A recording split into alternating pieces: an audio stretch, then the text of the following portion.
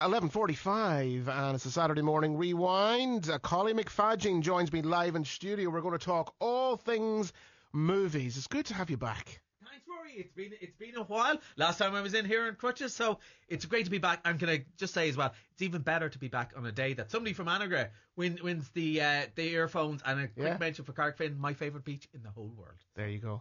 Flying the flag. I knew it was going to be a good day when I heard that on the way up. Yeah.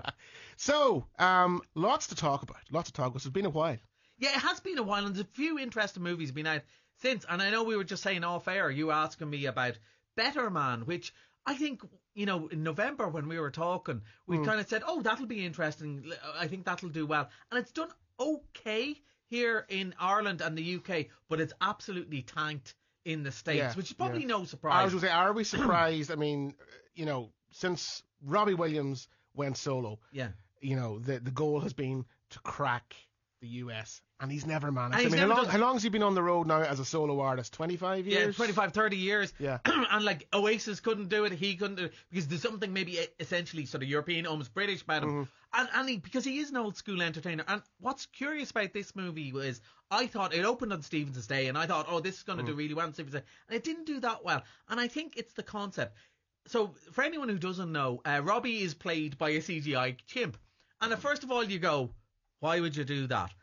And then you go, if you think of Chinky Monkey, you think of Robbie Williams, right? Yeah. So it kind of works. And I think as well, from looking at some of the interviews that were, in the run up to the release, the director was asked the question, why a monkey? And one of the first things in their initial meetings, Robbie Williams had said, well, when he was during the Take That days and things like that, he was made feel like a performing chimp. A performing chimp. And that gets across the idea. And it takes you about 5 seconds of watching the movie to go, oh yeah, I get it. And to see past it. And it's like subtitles probably. Yeah. You get past it after the first couple of minutes. Exactly. And it reminded me a lot of two big biopics from a few years ago. So I was a much bigger Queen fan than an Elton John fan, and that would still be the same today. But I preferred the Rocket Man movie, because I didn't want to see, I know you're shaking your head, no. I didn't want to just see the plain old boring story. I've seen beginning, middle, end story of somebody's life so many times, and I knew most of Freddie Mercury's life, and I knew Elton John, but I like the musical sequences, and here that really works for me in the Better Man. And one of the reasons I want to talk about it is, I don't know anyone who hasn't liked this movie when they went to see it. So many people, and it's mostly been boys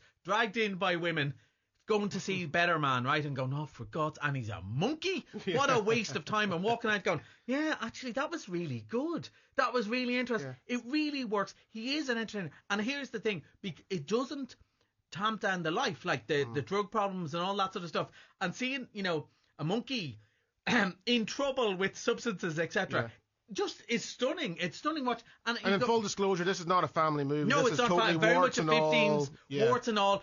Yeah. People don't come out of it well. Like he's now great friends with Gary Barlow and all that sort of stuff. But it shows how they felt at the time. And he was 15 when he joined Take That. Like no wonder he went off the rails. And it is warts and all. And it's really interesting. And it's much better than it sounds. It's one of those movies. Was it a timing thing? I mean, for I suppose the subject matter of the film and things like that. Was it a bad time to release this, given, the Christmas releases should be more sort of family oriented? Yeah, I think so. And it's still like things like Wicked and Gladiator are still doing strong, and that kind of pushed them off a bit.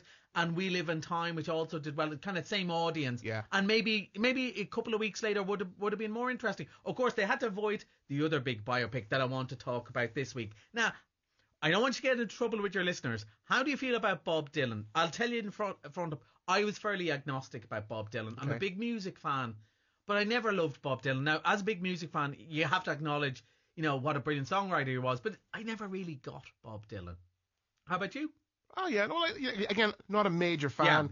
Like his music. Yeah. Appreciate the music. Do you know what I mean? But if I was sitting at a trivia quiz, a Bob Dylan trivia night, I'd be bottom of the league. Yeah. That sort of a way. Well, so would I. And here's the thing, when I was going in to watch the movie, so it's called A Complete Unknown. This is how agnostic I am. I was going, why is it called A Complete Unknown? And then they're playing the song Rolling Stone, like a complete unknown. Oh my God. There you go. What a clown I am. So I went in and said, look, it's Timothée Chalamet playing Bob Dylan. I'm not really interested in this, but I'll sit down and watch it. It's 2 hours. I want to talk to Rory about it. absolutely blown away, Rory. Absolutely blown away. I thought this is one of the best music biopics I've seen. Best since Elvis, even though it's a very different movie since Elvis. And one of the things about Bob Dylan is nobody really knows Bob Dylan. Some people might know Robert Zimmerman. And Bob Dylan is kind of a construct that he put. I think if you want to know him, you know it's through his music, not through any interviews. He makes up different stories every time. And he doesn't always come across as likeable. And Timothée Chalamet plays this. But the movie's not really about why Bob Dylan is Bob Dylan. There's none of those corny bits where his mammy says, oh, you know, you'll be like a Rolling Stone someday, Bobby, and he writes that. None of that corny stuff. What it's really about is the impact he had on other people and on music. Yeah. Why it was important. So, like, you're transported into the early 60s, dirty old Greenwich Village and the folk music, and everyone's smoking all the time. And you suddenly go, why this little guy writing protest songs suddenly hit everyone right there? They have the backdrop of the Cuban Missile Crisis, all this sort of stuff. Timothée Chalamet, again, you know, I was thinking, Wonka and Dune guy is going to be Bob Dylan. Again, 3 minutes in, you're going, oh, he's Bob Dylan. He's just Bob Dylan. Joan Baez is in it. And, you know, just the relationships. Edward Norton, actually, is Pete Seeger. And again, I know most of the Pete Seeger stuff from the Bruce Springsteen album that he did. Yeah. And Woody Guthrie and all those people that some of my heroes, like Billy Bragg, would have played. But I didn't really know their stuff. Absolutely amazing stuff. The music, they all play their own music live. Like it's Timothée Chalamet singing Bob Dylan. It's Edward Norton playing Pete Seeger, etc. like that. All the music is done live when they're playing it. And unusually for this sort of thing, they play the whole song. So usually you have somebody strumming half of Rocket Man or whatever, and then they cut away. In this, when he goes, I'm going to sing a song now, he plays the whole song. I think it's comparable to Walk the Line because Johnny Cash is in it too. Okay. It's up there on that level of biopic, but I think that was more about who Johnny Cash was, whereas this is more about the impact Bob Dylan had. I think you love it, and I think so many of you listening to all the.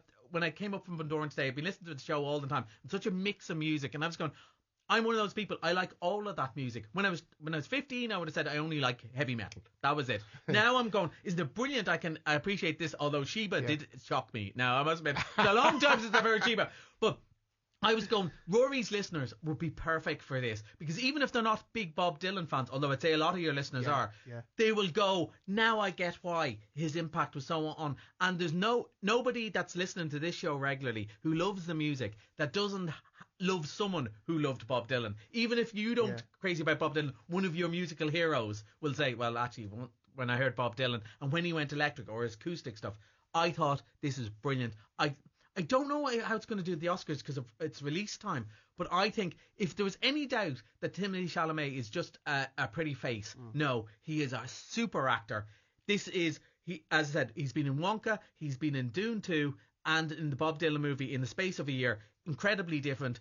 I thought it was brilliant, and I think you'll love it, and I think your listeners will love it. Okay, and that released yesterday. Okay, so that's it's right out now, and it's going to be around for a while. And I think really well worth your while. Okay. So that one, the Bob Dylan, A Complete Unknown. Yeah. And that's in theatres now. All right, the next one we are going to talk about Baby Girl. Yeah, we'll fly through those. I'm sure I've talked too much about Bob Dylan already. But so Baby Girl, I want to say, is interesting, right? So this one came out, and I thought, oh, well, it's kind of an artsy, sexy movie with Nicole Kidman and this Horace Dixon as a younger person who gets involved in an affair. And I went, oh, it'll come and go and it'll be grand, you know, and that sort of thing. But something happened then. They do a dance in it to Father Figure by George Michael, right? And that bit's gone viral on TikTok. And everyone's doing the dance, right? Well, up until tomorrow. Up until tomorrow. Well, that's in the States. It's about to tank in the States. But and Pedro Pascal and all these actors doing the dance, right? And suddenly you see it in the cinema. It's amazing how this happened. There was it was doing okay, and suddenly it's become a thing. And suddenly all these people are coming to see the movie. And it's a really good, interesting movie. Do you know the way... last week when there was snow everywhere, and I know you had snow up here in Bundoran, there was no snow at all, right? There was no snow at all, and I think it's just because of Baby Girl, because this movie is hot, right? And I think it's described as an American erotic thriller. Yeah, I don't know about the American part.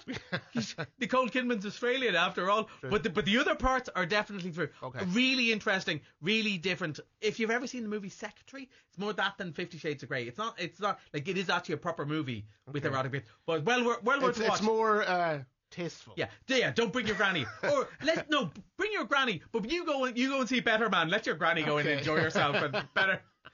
All right, so that is Baby Girl. Yeah. So that is in theaters right now. As well. Okay, and not one you bring your granny to. No. Fair enough. Okay, duly noted. And Flight Risk. Let's talk Flight Risk. Well, we mentioned this for next week. So I think that this looks really good fun. It stars I've got to stop calling him Marky Mark. It's been a long time since the Funky Bunch, but Mark Wahlberg, and he's a pilot, and the trailer tells you that he's actually an assassin, and he's bringing these people away, and it looks really exciting and really fun. And one of the things I think that's great crack about it is it's directed by Mel Gibson, and the film companies can't wait to tell us it's by the director of Braveheart, it's by the director of Apocalypto, it's by the director of Passion of the Christ. But we're not going to say his name. They don't mention his name. However, Donald Trump has mentioned his name, and him, John Voight, and Sylvester Stallone have been appointed as special ambassadors to Hollywood. No Arnold Schwarzenegger? No, Arnie's not a Trump fan. Arnie's not a Trump fan. So that's very interesting. If me as a big 80s action fan, where I loved all of those people watching the stuff on video, I would have been surprised. But it looks like really good fun. And we've been talking about quite either music or quite serious biopics and stuff like that are lined up. And that's kind of what January tends to be. But if you want dumb action fun, I think Flight Risk looks like good crack, and that opens next Friday. Okay, that's Flight Risk. It stars Mark Wahlberg and directed by the man who brought us The Passion of the Christ. Yes. And I want you to keep on doing that, I'd be very proud of you. And then, of course, next time, I suppose we're nearly done, but next time when we're up, it's February. They're trying to do a kind of a Barbenheimer again.